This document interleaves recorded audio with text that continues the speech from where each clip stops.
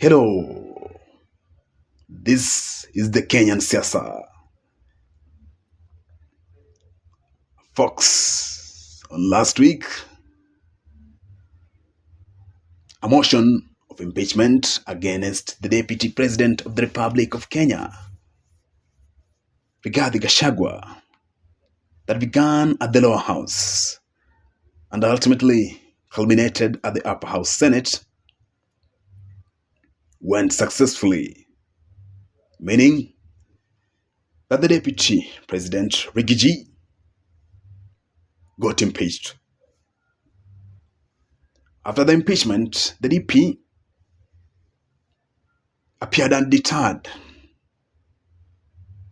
And on this week, the Deputy President filed a case of petition challenging his impeachment at the Milimani law courts. The presidency's side took the challenge and were represented by a team of lawyers. Among them, Professor Githu Muigai, a former AG, Professor Tom Ojienda, among many others. The proceedings began well. However, down the line, the team of lawyers defending the presidency, that was on Thursday 24th, withdrew themselves from that case.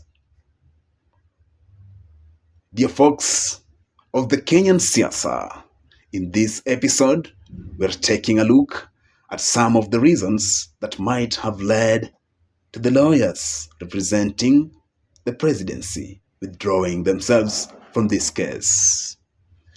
Number one, they might have taken this route to try prevent the exposure of Ruto's hand in the impeachment process of the DP Gachagua. What do I mean? Let us face it.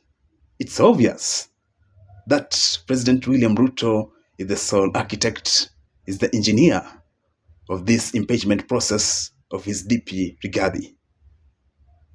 However, if you have been very keen, you will notice that since the commencement of this process, President William Ruto has been playing tactful, has been handling it in a diplomatic way, delegating it to his political handlers to try to paint a picture that he isn't part and parcel of this impeachment process against his deputy president, against his DP, Rigathi Gachagua. Therefore,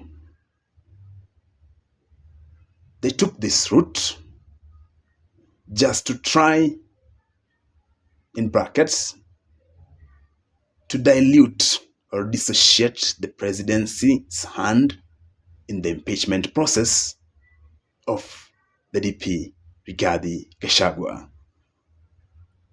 Another reason as to why they decided to withdraw themselves from this case against this case that is challenging the DP's impeachment is or was to protect President William Ruto from a vulnerability state exposure, which could have been manifested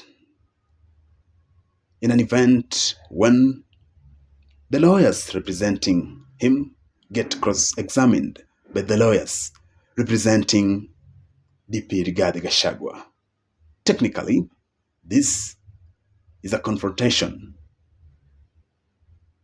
from Rigathi directed at William Ruto, which, for the purpose of ego, couldn't have augured well. Therefore, it was necessary for them to withdraw themselves from this case. And the last reason as to why they might have withdrawn themselves from this case is it was a technical blunder it was a mistake from the word go. Because the president of Kenya is immune to any civil proceeding at the court as long as he's still the one holding the tools of power. Therefore, yes, it was late. However, it was just the right thing to do, because as a president, he isn't supposed to be subjected to this kind of civil proceeding in the law courts.